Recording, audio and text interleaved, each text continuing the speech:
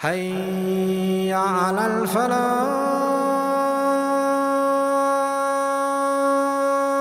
So the Prophet ﷺ is reciting the verses. For example, إِذَا الشَّمْسُ كُوِّرَتْ.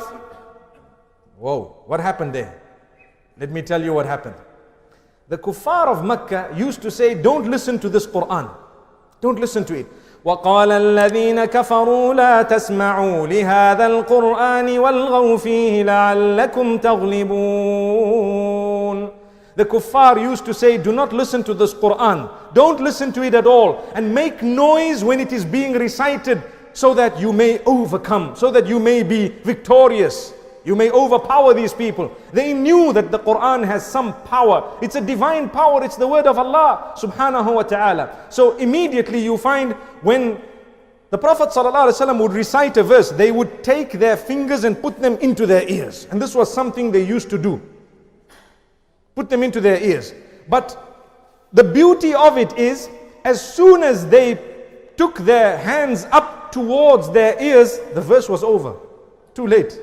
The verse is over, because I hear إِذَا الشَّمْسُ and I lift my hands up. By the time I put them in, it's already kuwirat, is already recited. So I put my fingers in. So it gives me an opportunity to think. Allahu Akbar.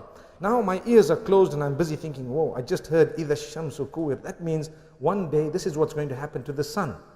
And I've just heard this. And then I think, okay, it's over. Let me put my fingers down.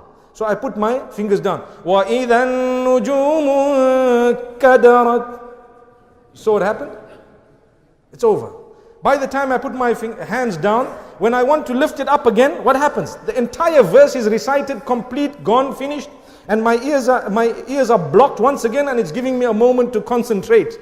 So it's a miracle, wallahi. Nobody could have ever thought that such a short, sharp verse would actually pierce to the deepest point of the heart. Subhanallah. Look at Umar ibn al-Khattab radiallahu anhu. We're talking of the miracles of the Quran and the gems in the Quran. He came out with an intention to commit murder. That was the intention. And he just read short verses of Surah Taha. ما أنزلنا عليك القرآن لتشقى. We have not revealed this Quran to you, O Muhammad sallallahu alaihi wasallam, in order for it to be a point of distress for you, or in order that you fail and so on, you become shaqi, or so that you are saddened and so on. No, the Quran is there in order to elevate you. Like Allah says, إِلَّا تَذْكِرَةً لِمَنْ يَخْشَى. It is only but a reminder for those who are conscious of Allah, who fear Allah subhanahu wa ta'ala. So if you're not conscious of Allah, there won't be a reminder for you in that Quran. If you want to be reminded, you need to have consciousness. You need to have the fear of Allah in you. You need to understand that the competition around us of materialism is short-lived, wallahi. If Allah has blessed you, alhamdulillah, you work hard and you thank Allah, but you do not let that make you forget your main purpose in life. Subhanallah. You are meant to be fearing Allah subhanahu wa ta'ala. May Allah subhanahu wa ta'ala strengthen us all. So Umar ibn al-Khattab radiallahu anhu read the first few verses and he began to cry. His heart was shattered, meaning the hard heart crumbled and softened.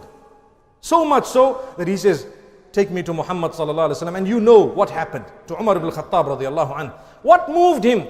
Few verses of the Quran, when he looked at them with the correct heart. How many of us, and this is a cry, we need to continue mentioning this. We finish khatma upon khatma, we complete the Quran so many times. Ramadan, we've done this and we've done that. And wallahi, our lives have not changed. Not changed at all. And those were the men, they read 2-3 verses and they were known thereafter as radiyallahu anhu. Subhanallah. He was a man who dedicated his whole life thereafter. He was a man who championed the cause. He became known as Amirul Mu'mineen radiyallahu anhu. Today, if you have to say the name of Umar, there are a group of people who will run away. May Allah subhanahu wa ta'ala make us from those who can really elevate the status of Umar ibn Khattab to exactly where it's supposed to be. Radiyallahu anhu. But what about us? We are living at a time where it's not just a few verses of Surah Taha, but we have access to our phones, we have access to the internet, we have access to the mashayikh of the globe, wallahi. We have access to anyone. You name him and you will be able to listen to a lecture of his online. Subhanallah. You name him. And yet we are far away from the deen. We haven't yet changed our bad ways and habits. We haven't yet prepared for the day we are going to go into the grave, and that could be later on tonight and it could be tomorrow. Wallahi. So start doing good deeds. Let's turn to Allah. This is the power of the Quran. Take a look at An-Najashi. When Ja'far ibn Abi Talib radiallahu anhu happened to recite a few verses of Surah Maryam.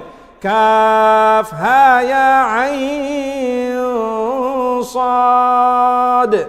ذكر رحمة ربك عبده زكريا إذ نادى ربه نداء خفيا قال رب إني وهن العظم مني واشتعل الرأس شيبا ولم أكن بدعائك رب شقيا. These are the verses of Surah Maryam. And what happens to An-Najashi? He breaks down. He breaks down and he weeps.